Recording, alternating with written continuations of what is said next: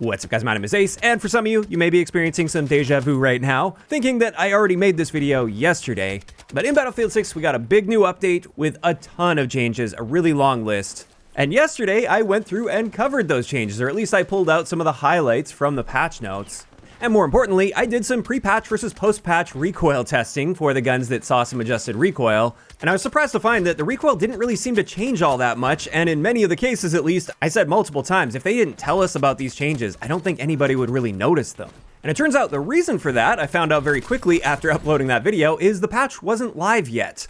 So that's pretty embarrassing. I went back, looked through the patch notes, and I read through the entire set of patch notes, and throughout the entire post with the patch notes, there wasn't a single mention of when the update was meant to go live, and everything was in past tense explaining what they changed in the update. So that's why I thought the update was live on Friday when they released those patch notes.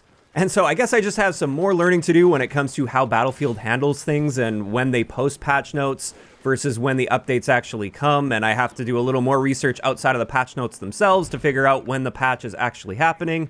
So part of that definitely on me, but at the same time, I think it's very reasonable to expect that if they're posting patch notes in advance, they would put the date of the patch on those patch notes.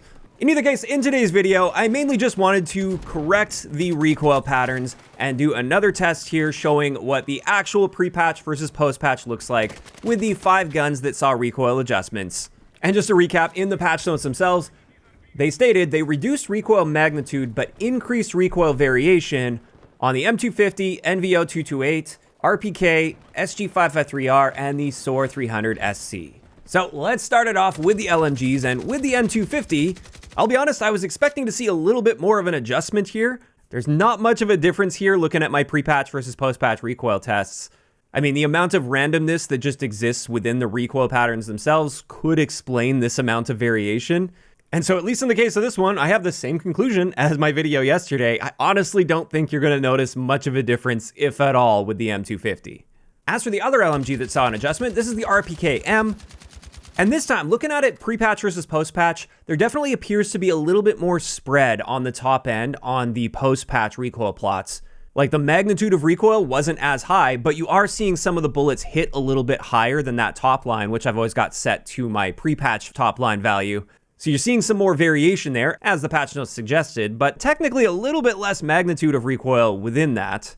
Then getting into the NVO228E, this one definitely appears to be seeing quite a bit more spread post-patch compared to pre-patch. Even early on, when you first pull the trigger, you can see there's much more spread between those rounds. And therefore, even with tap firing, it looks like this gun's going to be very noticeably less accurate than it was pre-patch. In either case, let's get into the carbine category, and the one they mentioned in the patch notes saw the biggest change was the SG553R. And as we can see here post-patch, there's definitely less magnitude to our recoil compared to pre-patch. And then on top of that, you're also seeing a lot more variation with the recoil as it's kicking upward. There's far more shots that are just sort of flying off to the right or left randomly. And so again, this is going to make this gun noticeably less accurate, even when tap firing with the gun.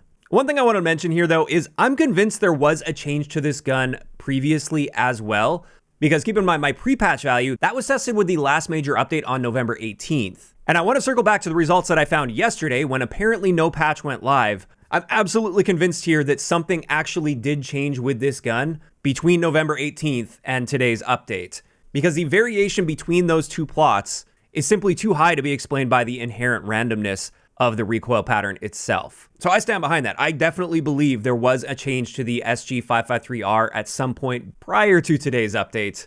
But it looks like it changed even more with today's update because we're now seeing more of that random variation as we're firing that I wasn't seeing when I tested for yesterday's video. In either case, the last gun that we saw a recoil adjustment to here was the SOAR 300 SC.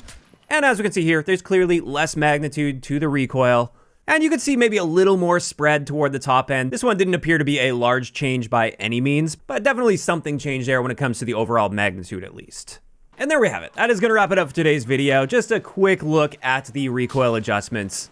And with that, this is where I'm curious to hear from you guys in those comments down below. Now that we actually have this update, how are you feeling about it in Battlefield 6? I have been noticing a lot of people complaining about new issues that have popped up, especially in menus, for instance.